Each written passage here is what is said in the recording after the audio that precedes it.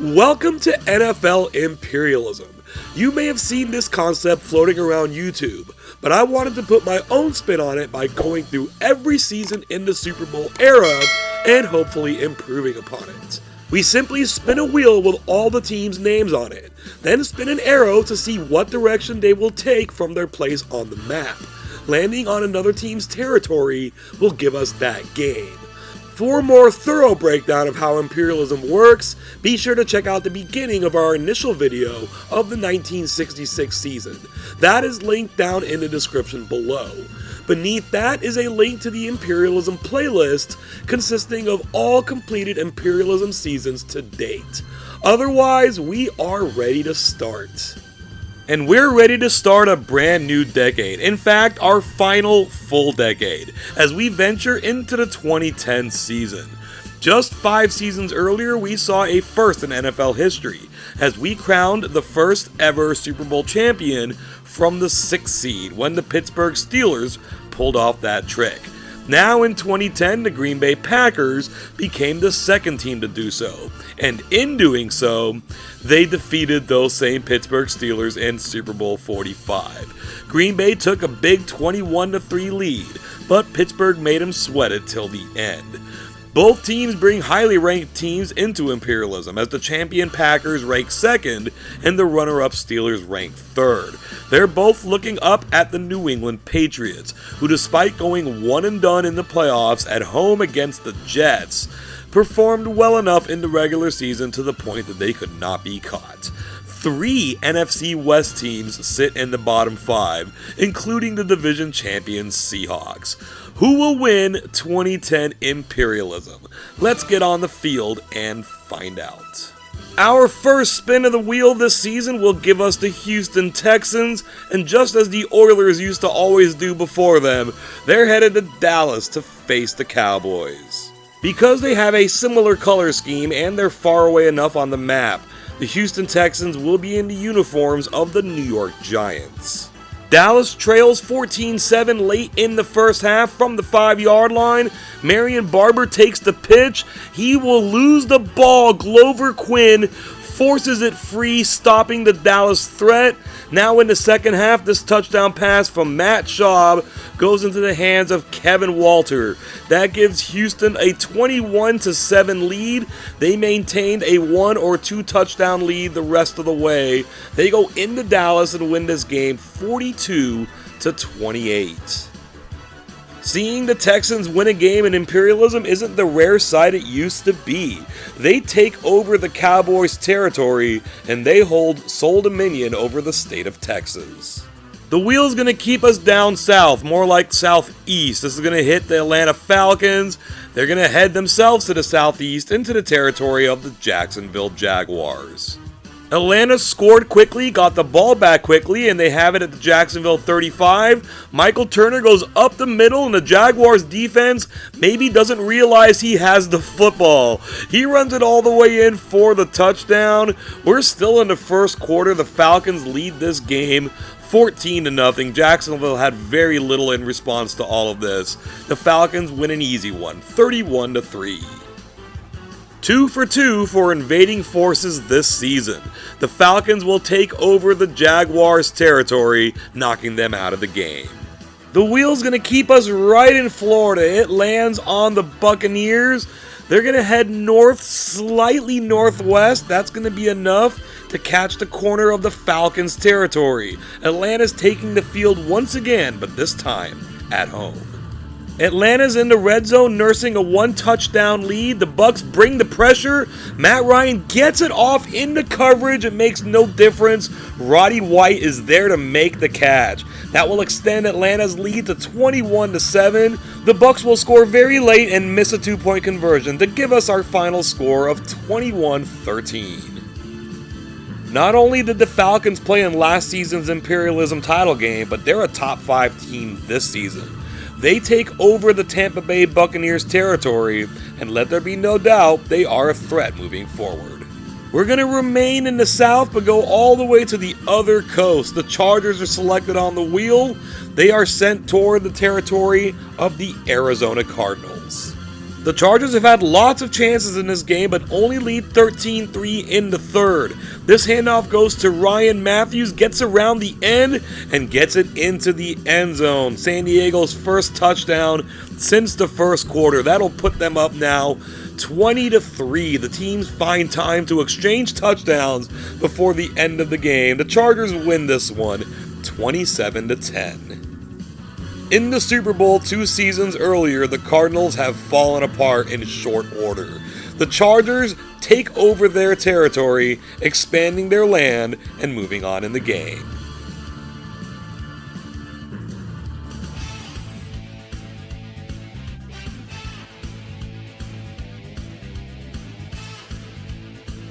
After getting our first expansion, we now get our first photo finish. The Titans had space between Arkansas and Missouri. They hit Missouri. That's going to send them to St. Louis to face the Rams. The Titans have settled for too many field goals. They lead this game 23-14. They're in the red zone once again. Vince Young's going to find his tight end, Jared Cook, who carries it in the rest of the way for the touchdown. This is the 6th time Tennessee scored. This touchdown makes it 30-14. Each team scores touchdowns in the fourth quarter. The Titans win it 37-21. Strike up another win for invading teams. That's a 4-1 record now. The Titans will take over the Rams territory, and we've now eliminated 5 teams. We're ready to make our first trip to the Northeast. This wheel will land on the Giants. They're going to stay in the state, as a matter of fact, in their own stadium, even though they are technically the attacking team. The Giants will face off with the Jets. Late in the first half, the Jets lead 7-3. The Giants crowd the line. The Jets bunch up as well. This handoff is going to go to LaDainian Tomlinson. The Giants meet him, but he breaks several tackles, takes off, and scores this touchdown. With time ticking down in the first half, that's a huge play. The Jets lead this game 14-3. They're going to have the ball again, but they're punting from deep in their own territory. The Giants are coming after the punt. They will block it. The ball is loose. Chris Canty for the Giants will pick it up and run it back into the end zone. That will make this a 14-10 lead. The Giants will need to lean on their defense. The Jets have gotten it into Giants territory. The defense once again will crowd the line. The Jets will go through the middle with Tomlinson. They meet him short of the first down, but he breaks several tackles again. He's taking off. The Giants are giving chase, and they're just able to get him down at the 1-yard line. A huge stop there because the Jets are now forced into a 3rd and goal from the 6. Mark Sanchez will do this, throwing an interception in the end zone to Antrell Roll. The Giants are going to try to make a comeback from down 14-10. They've done this before. They've taken it down to the Jet 27-yard line. On first down, Eli Manning drops back the pass. Sean Ellis comes in, gets him down for the sack, his 2nd of the game.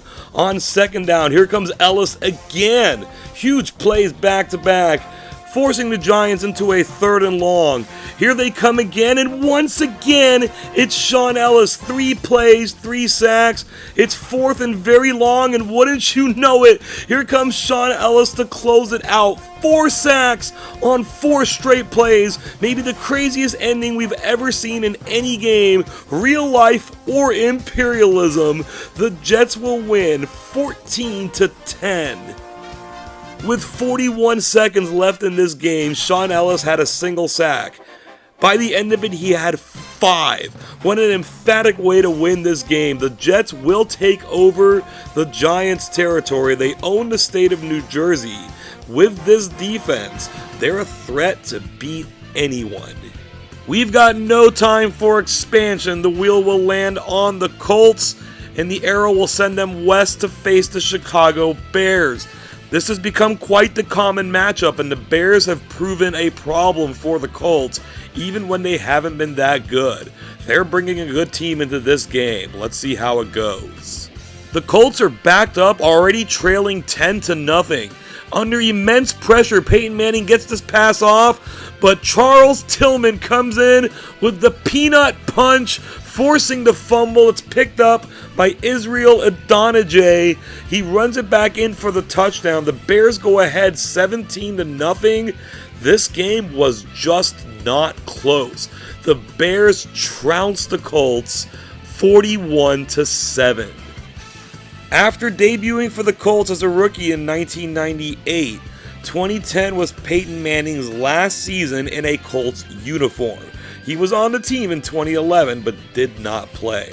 So as far as imperialism is concerned, Peyton Manning's Indianapolis Colts career is over. The Bears will take over the Colts territory. We've seen some teams already in this imperialism win with great defense and timely offense. The Bears certainly fit that bill. We're heading back to the field. This wheel will land on the Cleveland Browns. We're getting a photo finish. Even though that arrow goes to the southwest, it will still dip into the territory of the Cincinnati Bengals. We're getting the Battle of Ohio. In a tie ball game, the Bengals are on the doorstep of the end zone. Cedric Benson will power his way in for the touchdown. That will extend the Cincinnati Bengal lead to 14-7. That will be our halftime score. We now head to the third quarter. 3rd and goal from the 8. The Browns have it. Colt McCoy steps back. He's going to find Chancey Stuckey out of the slot for the touchdown.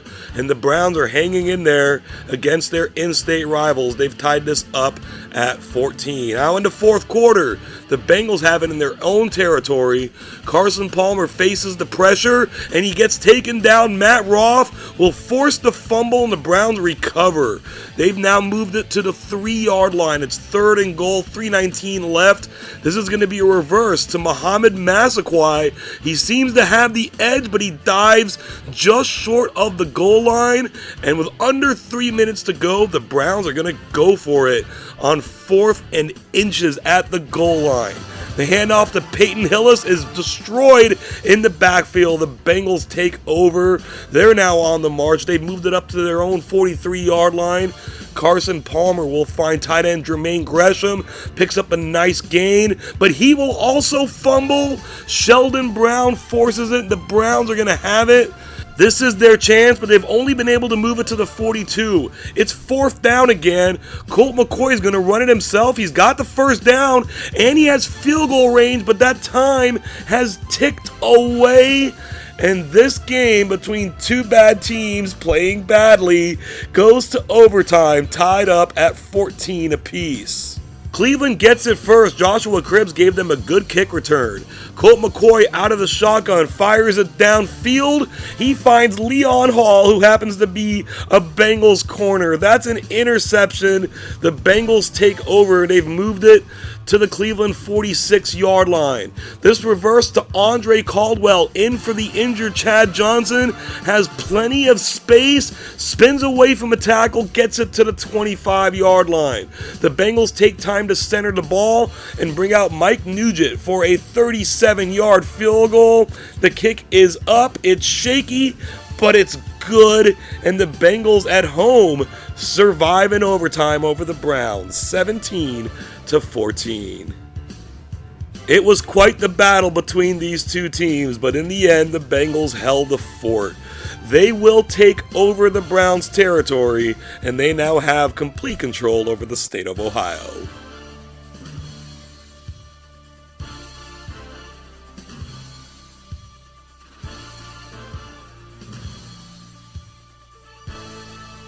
The Vikings expanded into Iowa, and now the Packers are on the attack. These two teams gave us a barn burner in last season's Imperialism. Let's see what they have in store for us this time around. Minnesota trails 14-3, facing a 3rd and long in their own territory. Brett Favre is going to try to squeeze this pass in, but it's intercepted by Tramon Williams, and he runs it back in for the touchdown.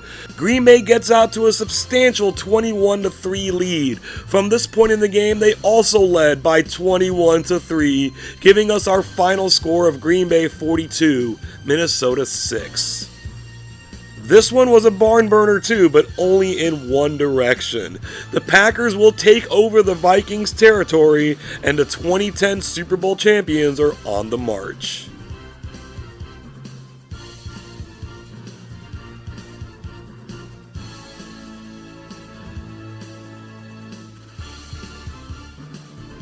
we're going to be getting the Washington Redskins taking to the road to face the Baltimore Ravens. Because the Ravens run a 3-4 defense, we're putting them in the uniforms of the Green Bay Packers.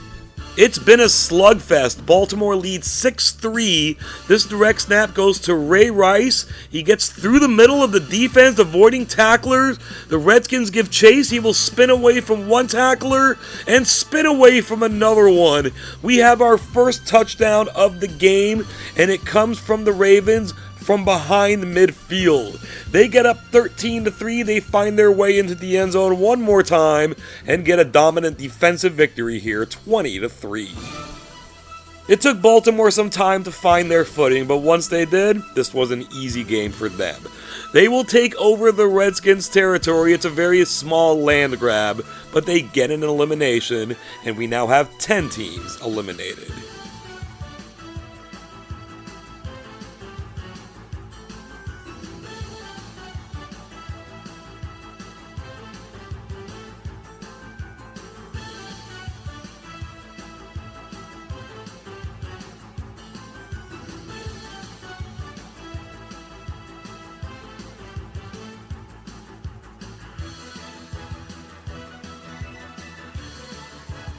After a round of expansion, we've now settled on a game. The Falcons will head to Carolina to face the Panthers.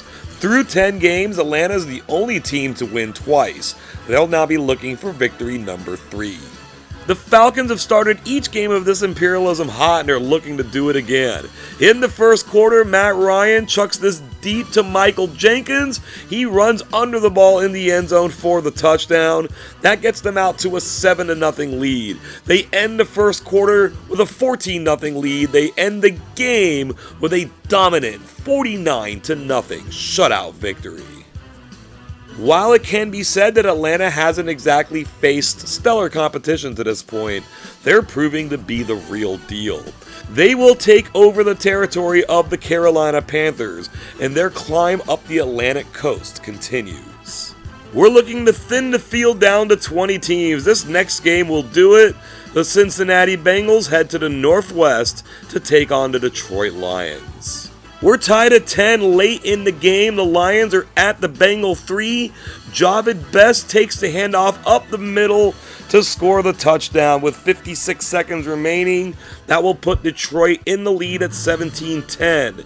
Since he's going to try for the comeback, only 33 seconds to go. Carson Palmer drops back the pass. Here comes Ndamukong Suh to force the fumble. That'll end the threat. And to add further misery to Cincinnati, this is Chris Houston picking it up and running it back in for a touchdown. So this game was tied with a minute to go. The Lions wind up with a 24-10 victory.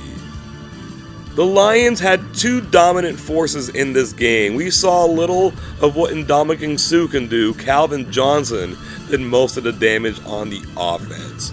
The Lions will take over the Bengals' territory, ending their Imperialism season and indeed bringing us down to 20 teams. What's the wheel got in store for us next? It's the New York Jets. There's nowhere for them to expand. They will head slightly to the southwest. That will send them into the territory of the Baltimore Ravens, still in the uniforms of the Green Bay Packers. We're tied in the second half. The Ravens are at the edge of the goal line from the 2. That is Willis McGahee in for the injured Ray Rice. That's a pretty good backup running back to have. He gets into the end zone. Baltimore now leads 21-14. The Jets are trying to make a comeback. We're in the fourth quarter. Mark Sanchez is being rushed on this pass. It falls incomplete. That will lead to a field goal attempt. It's almost blocked, but kicker Nick Folk gets it through and gets it in.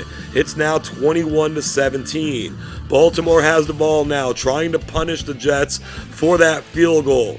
Joe Flacco looking deep to Todd Heap. He'll make the catch, pick up some few extra yards here, gets it down to about the 27-yard line. We've moved it down now to the 13-yard line. It's 2nd and 10. This is going to be a reverse to newly acquired Anquan Bolden. He shakes off all the tackle attempts and gets his way into the end zone. This 14-3 run by the Ravens puts them up 28-17. The Jets score as time expires, does them no good. Baltimore comes out with a 28-24 victory. The Ravens now become the second team to win a game in this season's Imperialism. They will take over the Jets' territory, and they now look around at the rest of the Northeast. All of these teams have yet to move from their starting position. The wheel's here to make our job very easy. It will land on the Miami Dolphins. They only have one place to go. The Falcons are getting back on the field for the fourth time.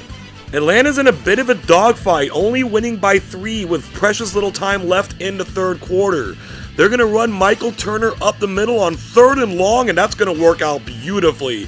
He gets it all the way into the end zone for the touchdown. For the first time in this game, the Falcons lead by multiple possessions. It's 23-13. They're going to grab one more in the fourth quarter. After trailing at the half, a 21-0 second half leads to this 30-13 victory.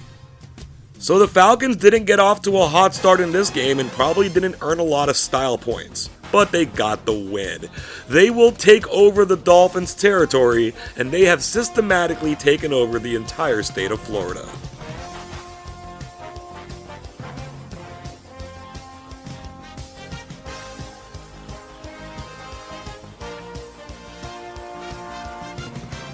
We had back-to-back photo finishes. The Chiefs expand, and now they're getting on the field. The Saints are coming to town.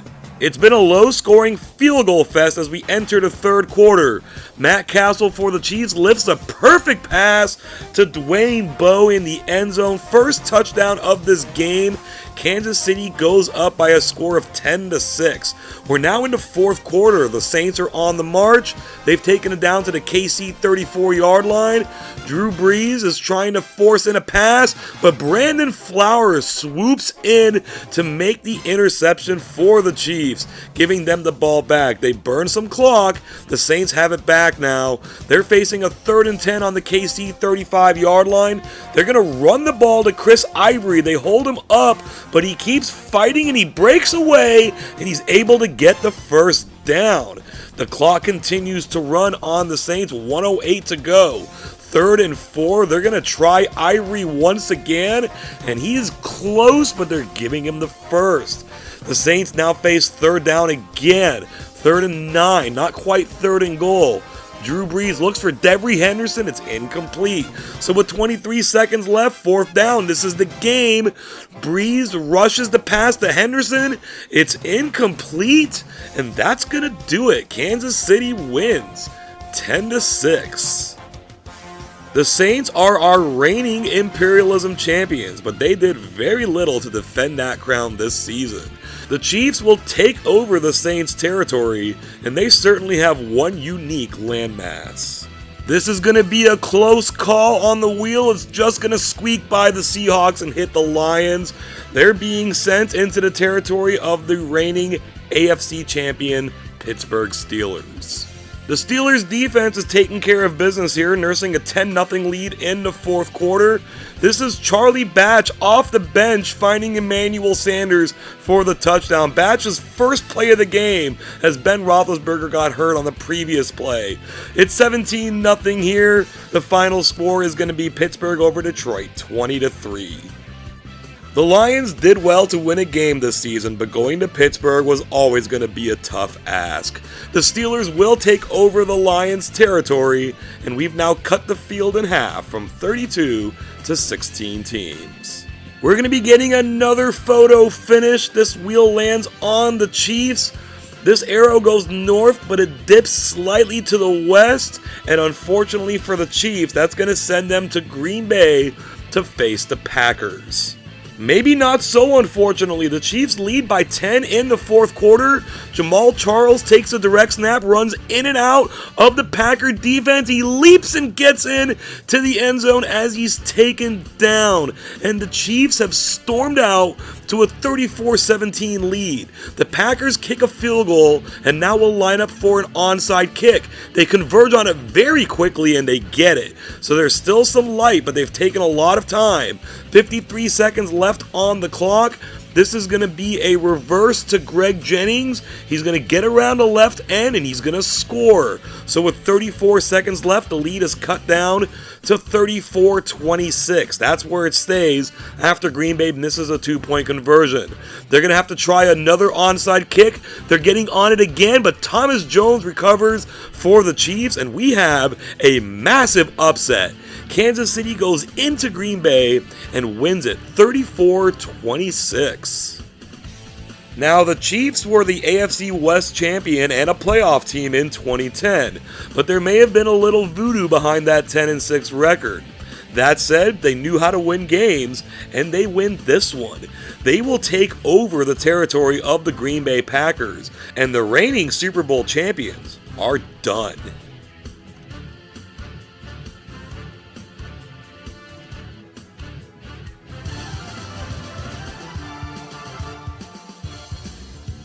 The wheel is rather insistent on getting the Houston Texans on the field. First they expand, now they head into Denver to face the Broncos. The Texans will remain in the uniforms of the New York Giants. Very early in the game, we're still scoreless. Houston has the ball at their own 23. This is a draw play to Arian Foster. He cuts right through the Broncos defense, breaking a tackle along the way. They give chase. He breaks another tackle. He is getting away from everybody. He spins away. Will he get all the way in? He does. A 77-yard touchdown run by Arian Foster to open the scoring. Houston leads this game 7-0. It's now 17-10. Denver has driven it to the 17. This pitch goes to Noshawn Moreno, and the Houston defense is nowhere to be seen, doing a Three Stooges routine back there. We're tied up now at 17 apiece. There's still a little time left in the first half. Houston's actually forced to punt from their own 50, but it's a direct snap to Arian Foster. He throws it up to Kevin Walter. That's a huge play, a 20-yard gain, setting up this Neil Racker's field goal attempt. It's good. It's 20-17 at the half. We're now tied at 20 apiece. End of the third quarter, Houston on the goal line. Arian Foster is stopped for once. That leads to a field goal. Denver has it, trailing 3 at their own 45-yard line. We're in the fourth quarter. Orton drops back the pass, steps up in the pocket, fires deep to Brandon Lloyd. Perfect pass, makes the catch in stride, and Denver, for the first time in this game, has the lead, 26-23. They missed the extra point. It's now Houston's turn to respond. They're at their own 41. Denver will crowd the line, expecting run. They get it anyway, and Foster doesn't care. Cuts in and out. He is untouched to this point. They finally get him down at the 23-yard line. On the next play, he gets the pitch out of the shotgun, goes around right end. It is once again untouched. Arian Foster having a massive game. That was his third touchdown as he pushes 200 yards rushing. It's 30-26. Denver now, second and short. This is going to be a reverse to Eddie Royal. He gets around the right end, and the Texan defense is providing security detail for him on his way to the end zone. They're allergic to tackling. This crazy fourth quarter continues. Denver now leads 33-30. Houston on the march. They are at their own 30-yard line. The pitch goes to Arian Foster. He is going to pick up another huge gain just inside of midfield. They've now moved it down to the 18. We have 53 seconds to go. Denver makes a change on defense. Matt Schaub's actually going to throw this ball into the end zone. Andre Johnson outmuscles the defender for the touchdown. With 39 seconds left, Houston now back in the lead, 37-33. Neil Racker's kickoff is going to come up a bit short. Eric Decker picks it up at the 25, cuts out to the left, gets past midfield. This is a great return. Now 22 seconds remain. Denver lines up 4 wide. Kyle Orton sets up, throws, but it's knocked away at the line by Antonio Smith. So this is going to be it with 11 seconds to go. Orton drops back, steps up in the pocket. We've seen this before. He throws it deep to Brandon Lloyd, and that's a touchdown. As time expires, the Houston Texans have utterly and absolutely collapsed defensively, and that wild fourth quarter with 37 total points scored gives us a final score of Denver 40, Houston 37. The 2010 Houston Texans had one of the best offenses in football and also one of the worst defenses. Their first game had 70 combined points. This one had 77. They were on the wrong side of it. The Broncos take over the territory of the Houston Texans, and despite giving up 241 yards and 3 touchdowns to Arian Foster, they move on in the game. A recurring theme in Imperialism is the wheel not wanting to land on the Patriots. It doesn't this time either. It goes to the Raiders. They're heading to the east. They're going up to Seattle to face the Seahawks. We're getting our first ever look at Marshawn Lynch in a Seahawk uniform, and from the 1 yard line, they actually give him the ball, and surprise, surprise, he runs it into the end zone. The Seahawks get out now to a 14-0 lead, but the good times didn't last. This game is now tied at 14 in the fourth quarter. From the 1, the Raiders give to Michael Bush. He too will get into the end zone. The Raiders have now scored 21 straight points to take a 21-14 lead. They add another touchdown before it's over. They win this game 28-14. Marshawn played well, but there were no beastquakes in this one. The Raiders take over Seattle's land. They surround the 49ers, and they have a good chunk of land now out west.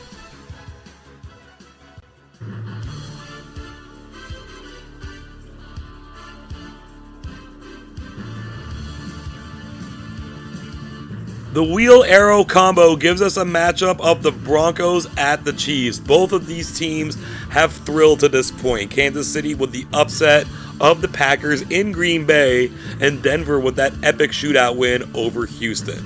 Only one will survive. Denver enters the second half down 16-7, but they have the ball. Kyle Orton drops back, holds it and holds it, throws it deep. That is one of the prettiest passes you will ever see. That was Eric Decker running underneath the ball. Denver cuts it down to 16-14, but here in the fourth quarter, this long touchdown pass to Brandon Lloyd will put it away. Second half by Denver, outscoring Kansas City 21-0, leads to a 28-16 final score victory. For the second straight game, we have a come-from-behind victory that became rather comfortable. The Broncos end the Chiefs season, they take over their territory, and they have now by far the largest piece of land in the nation.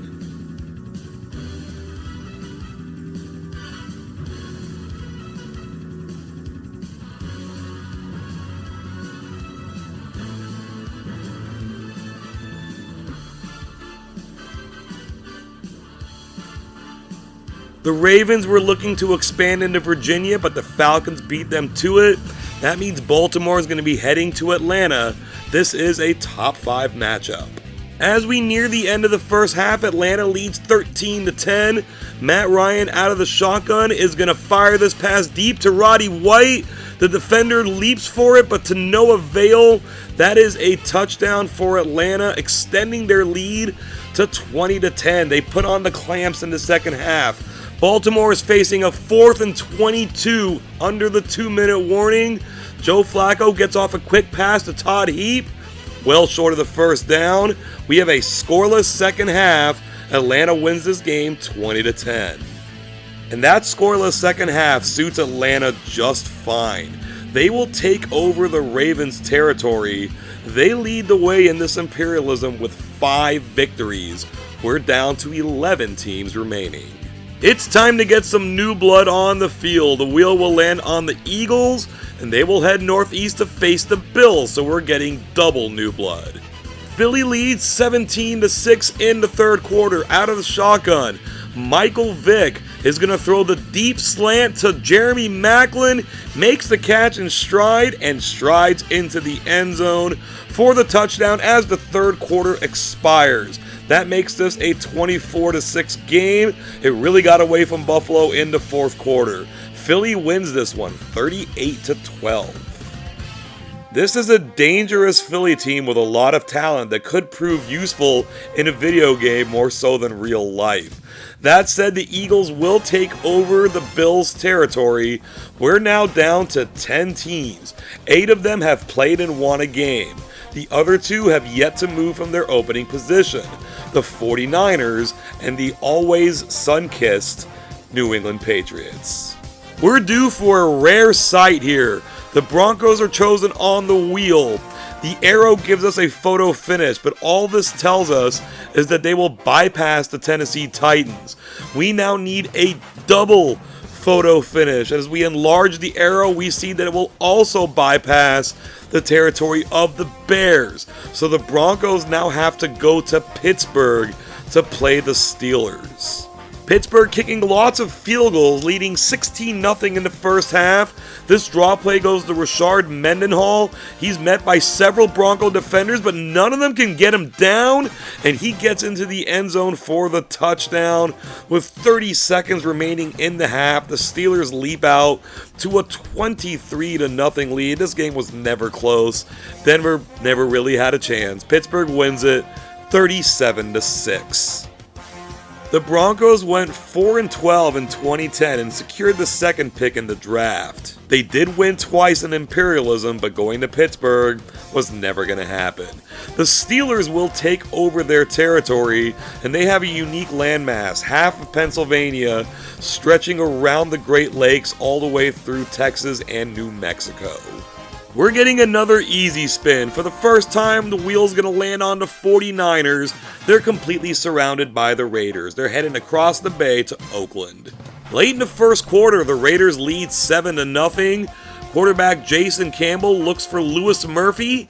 Touchdown Oakland. Before the half is over, Darren McFadden's going to run this one in for a touchdown. The Raiders have a commanding lead of 21-0. The Niners will steal back a touchdown and miss the 2-point conversion as we head into the second half. It's 21-6. The Raiders have the ball again. Campbell is going to throw this pass to Murphy, but it's intercepted by Nate Clements. The Raiders are trying to get him down. They haven't done so. He breaks away, and now he turns on to speed, and the Niners defense has put them back into this game. With this touchdown, it is now 21-13. The defense is going to step up again and force a 3-and-out. The Raiders are ready to punt this. Shane Lechler holds it too long and gets taken down, and on the very next play, Alex Smith finds Vernon Davis for the touchdown. Now the Niners decide to kick this extra point, but they've stormed back from 21-0 to 21-20. The Raiders have moved it down. This is going to be a draw play on 3rd and goal. It gets blown up. So Sebastian Janikowski is going to come out for the short field goal. It is shaky, but it goes in.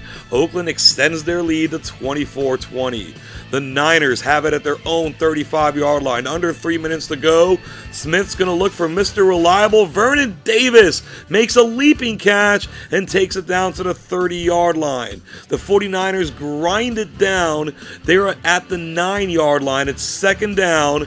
Alex Smith steps up in the pocket, looks for Josh Morgan, but that's Nnamdi Asomugha. You don't want to test him. He makes the interception. The Raiders pick up a 1st down, but are now facing 3rd and 6. They're actually going to throw this ball. No, Campbell will take off, but the Niners are going to get the stop, and they're going to force a punt with only 37 seconds remaining. And once again, Lechler doesn't get it off. So the Niners have it at the 9-yard line. They're going to pitch it to tight end / fullback Delaney Walker. He picks up a few yards.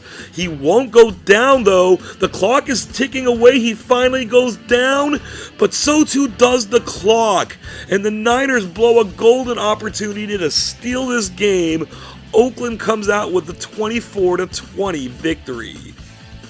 Add this game to the library of classics that the 49ers and Raiders have given us throughout the years in Imperialism.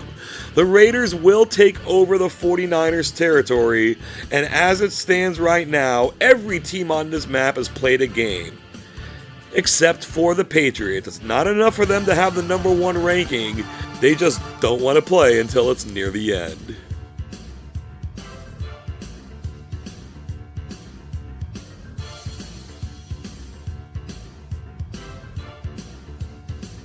Our two most prominent teams in the East are set to hook up. The dangerous Philadelphia Eagles travel to Atlanta to face the red-hot Falcons. It's Philly coming out hot though, already leading 7-0 in the second quarter. Michael Vick will find Deshaun Jackson for this touchdown. Philly already having led 7-0, now leads 14-0. Atlanta has scored themselves. It's now 14-7 with time ticking away in the first half. On a 3rd and long, Michael Vick looks downfield for Deshaun Jackson. He makes the catch. That's not good tackling. Deshaun is able to take it in the rest of the way for the touchdown to give the Eagles now a 21-7 halftime lead. It's now 21-10 in the fourth quarter after a scoreless third. The Falcons are closing in. Michael Turner takes his handoff up the middle and burrows his way into the end zone. So Atlanta's kind of been on the back foot all day long, but it's now 21-17. They're going to choose to kick this away. Philly's been moving it downfield, but it's 3rd and 9 now. Vick, out of the shotgun, finds Jason Avant for the first down. He will find him for another first down, and with time very low on the clock, they're able to run it out, and the Eagles head to Atlanta and win this game 21-17. It's been quite a run for Atlanta in this season's Imperialism. They've led the way with 5 victories, but it has now come to an end. The Eagles will take over their territory, and they're essentially kings of the East Coast, but those pesky Patriots are still sitting there unbothered. We're getting closer to the end here. The Pittsburgh Steelers are going to get back on the field. They're going to travel to Tennessee to take on the Titans.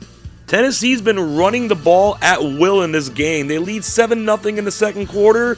After all that running, Vince Young fires deep to Kenny Britt for a touchdown. That is Vince Young's second pass completion of this game. They've both been for touchdowns. Tennessee wound up controlling this entire game, and they beat the Steelers 24-10. There's no way around this. This was a very big upset. The Titans were a good 6-10, but 6-10 nonetheless, and they just took out the defending AFC champions. Tennessee will take over the Steelers' territory. We're now down to 6 teams remaining.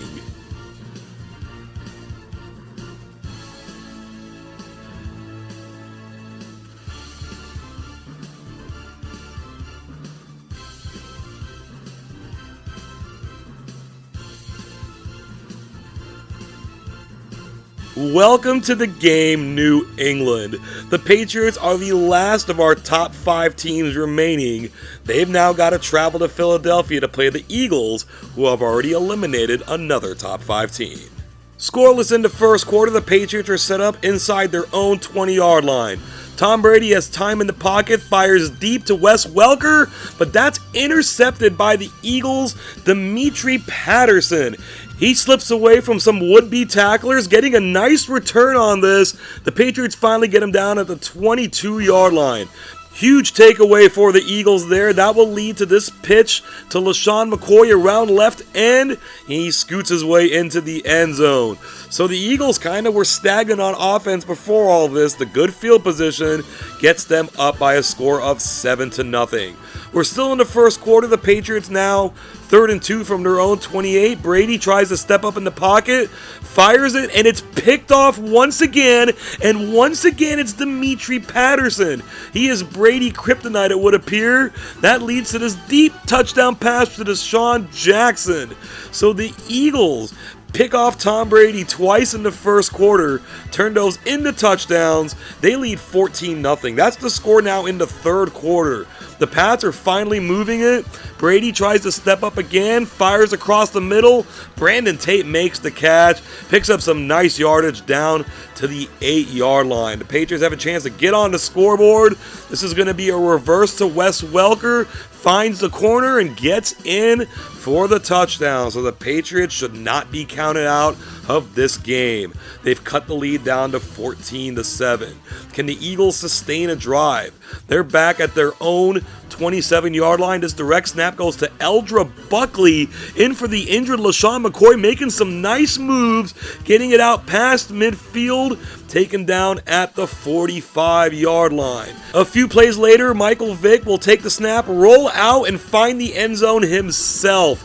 So the Eagles face the pressure of the Patriots and respond right back with a touchdown. It's 21-7. We're now in the fourth quarter. The Patriots facing 4th and 12 out of the shotgun. This is a handoff to Brandon Tate. He avoids a tackle and he's able to pick up the first down. But New England will not be facing 4th down again. This is 4th and 8. Brady drops back on the crosser. He finds Wes Welker. They've converted another 4th down. But guess what? They're facing 4th down again. 4th and 2. This is going to be a reverse to Welker. This worked for the touchdown earlier. It gets the first down and it gets the touchdown again. So 3 4th down conversions put the Patriots right back in this. We've got a minute 35 to go. It's 21-14. They're going to line up to kick this ball onside, and without a bounce, it's recovered by Deshaun Jackson. The Eagles stick in the dagger with this touchdown pass, and just for fun, in a futile attempt to come back, Tom Brady throws a 3rd interception, and you'll never guess who made the pick. It was Dimitri Patterson making 3 picks on the game. The Eagles hold home field and knock out the top-ranked Patriots 28-14.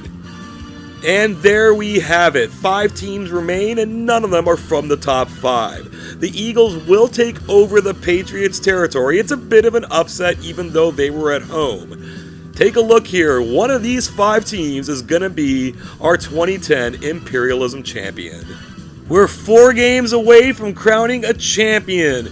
The wheel lands on the Chicago Bears. They are completely enveloped by the Tennessee Titans. This game will be at Tennessee. Chris Johnson was doing the majority of the work for the Titans in the first half, but others were reaping the benefits of scoring touchdowns. First one was Justin Gage, that one was Kenny Britt. Vince Young will take this one in himself. With these 3 touchdowns, the Titans own a 21-3 lead over the Bears as we enter the second half. The Bears, desperate to get into the end zone, facing a 3rd and goal from the 4. Jay Cutler looks toward the end zone, fits this ball in to Johnny Knox. So the Bears have finally breached the end zone. This is now a 21-10 game. They're going to need their defense to step up here. On 2nd and 10, 2 plays after the touchdown, the Bears drop the defense back. Vince Young is hurried by Julius Peppers, and that ball's intercepted by Brian Urlacher, a couple of Hall of Famers teaming up on that play. So now the Bears are in a pretty good spot. This is going to be the first play after the interception. They got Devin Hester in the backfield. They pitch it to him, and he runs around the end and scores. So the Bears have fired back with 2 quick touchdowns, and what was looking like a runaway for Tennessee is now a 21-17 game. The Bears force a 3-and-out, get it right back. They have 3rd and 1. They try to pitch to Hester again, but this time it comes up short. And they're going to bring Robbie Gould out for a long field goal attempt. This is looking like a 57-yarder. They place it down. He boots it. He's got plenty of leg. It's good. The Bears score 17 points in the 3rd quarter to make this a 1-point game. Now Chris Johnson is deciding to take over again. He makes this nice run down inside the 50-yard line. He takes this handoff off the shotgun, finds the sideline, zooms down to the 23. But Tennessee has to settle for a field goal here. This is going to be another long one, but it looks like a fake that goes horribly wrong. So now the Bears have it. It's 3rd and 7. They're on the Tennessee 46. Matt Forte runs the ball, but he is stopped. They punt the ball, counting on the defense. On 3rd and 4, they crowd the line, anticipating run. It's what they get, and they will stop it. So they've gotten the ball back. 1:24 left. It's 3rd and 10.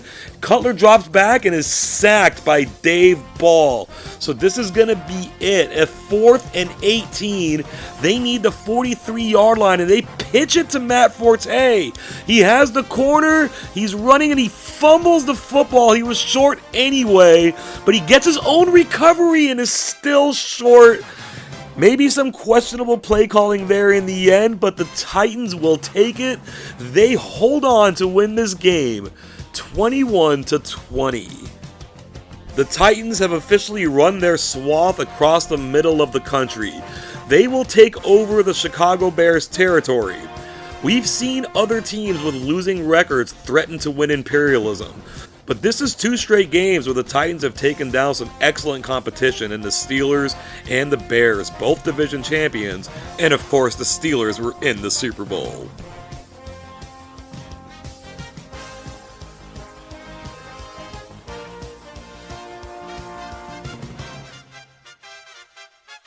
I thought this era was going to take the Eagles past the Titans' territory and into Alabama, but that's not the case. The Titans are going to welcome yet another division champion into their realm in the Eagles. These are similar teams. They both run the ball well with a running back and a quarterback. The Eagles may have the advantage in the passing game. Let's find out how this game's going to go. The defenses were ready in the first quarter. Rob Barotas comes out for this 56-yard field goal. He puts it away. That gives Tennessee a 3-0 lead. Philly is also forced into a longer field goal, 48 yards from David Akers. That is good. So it's now 3-3. Tennessee is finally sustaining a drive late in the first half. This is going to be a direct snap to Chris Johnson. He'd been bottled up to this point, but he breaks through on this one, gets it down to the 5-yard line. That doubles his rushing output for the day. From the 5, both teams make changes at the line. Vince Young gets the shotgun snap, takes off with it himself, and finds his way into the end zone. With the first half nearing an end, the Titans will take a 10-3 lead. With that same score now in the third quarter, they have it at their own 42-yard line. Single back formation. This pitch goes to Chris Johnson. Gets around the defense. He's taking off. Philly's giving chase. They're going to be able to get him down inside the 20-yard line. Another long gain of 39 yards. They're going to have to settle for a field goal, though, from 26 yards away. Rod Barotas made a 56-yarder earlier, but misses this one. That will give Philly life. They've driven it down to the Tennessee 47. Michael Vick's going to take off himself, but he is hit by Michael Griffin, and that ball is loose. The Titans recover. So Philly's threat has been squelched. Tennessee is taking it down to the 18-yard line. Out of the shotgun, Young fires into the end zone. Kenny Britt with the diving touchdown catch. When they need plays, they get plays. The Titans go up 17-3. The teams exchange touchdowns in the fourth quarter. The Titans win this game 24-10. Using the same score they eliminated the Steelers with, the Titans now eliminate and take over the territory of the Philadelphia Eagles. This is an incredible run for Tennessee, considering the other 2 teams remaining are the 8-8 Oakland Raiders and the 9-7 San Diego Chargers. We're set up for a surprise champion this season, no matter who it is.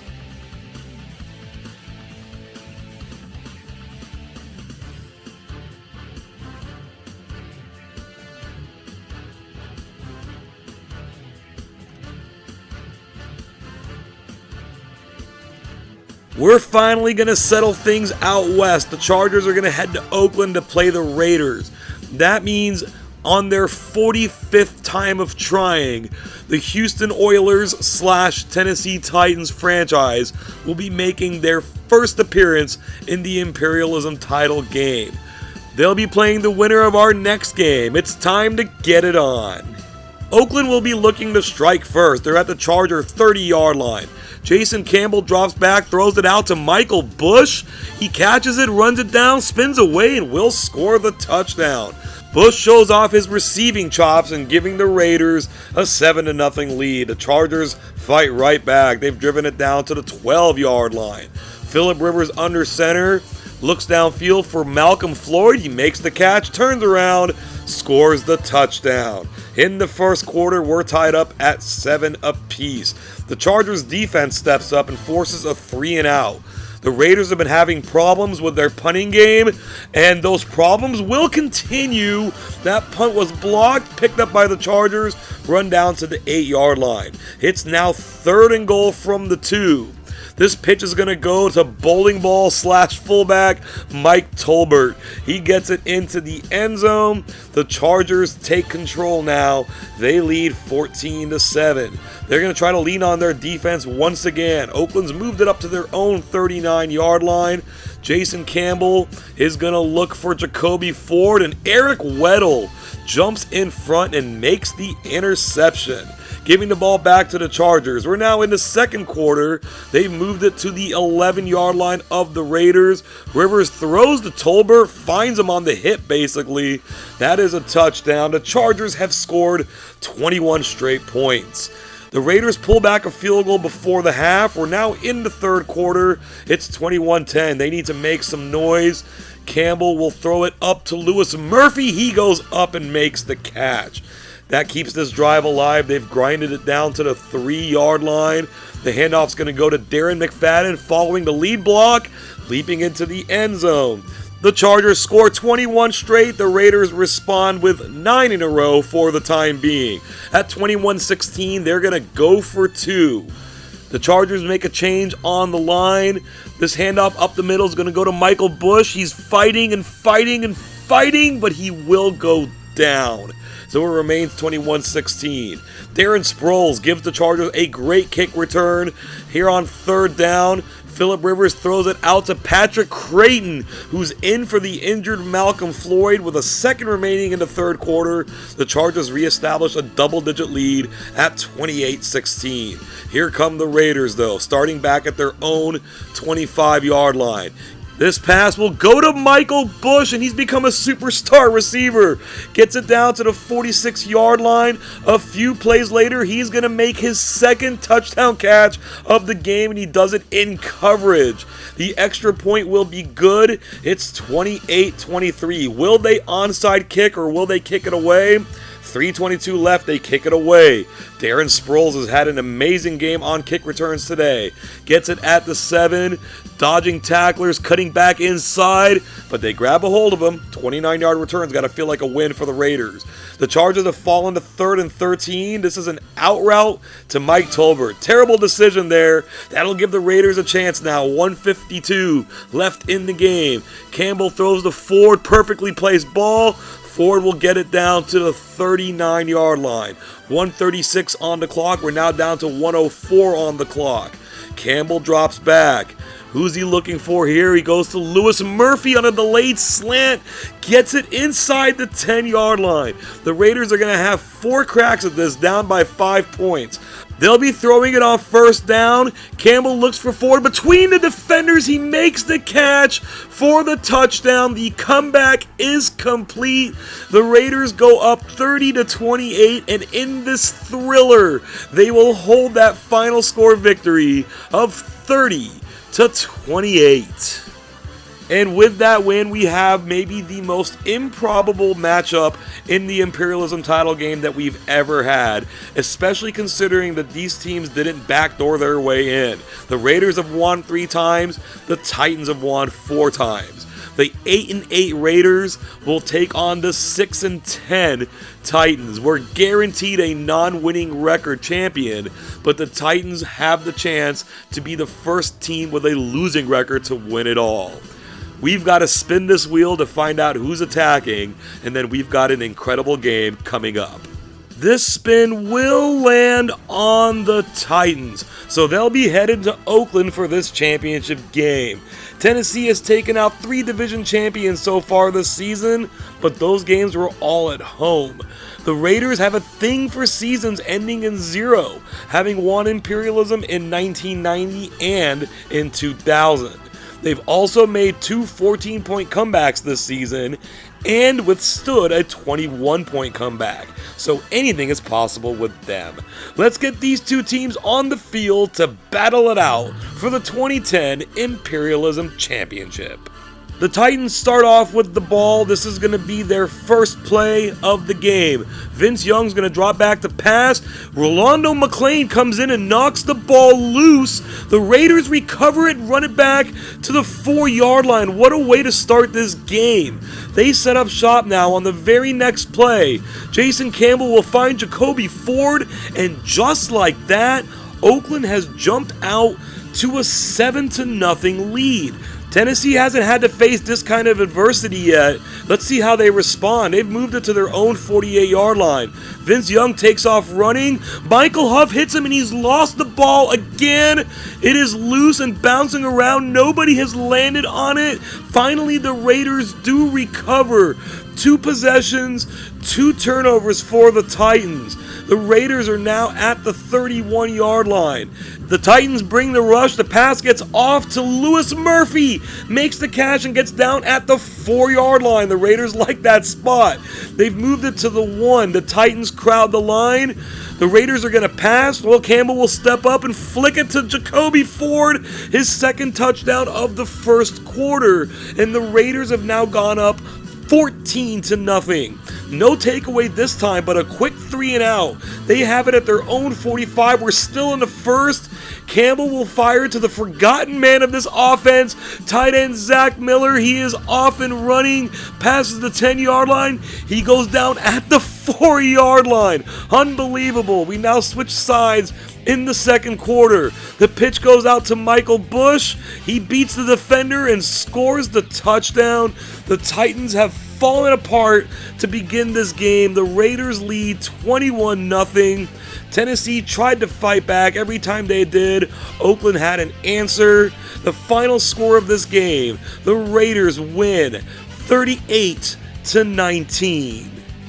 And with this victory, the Raiders claim their 4th Imperialism Championship, the last 2 coming exactly 10 years apart from each other.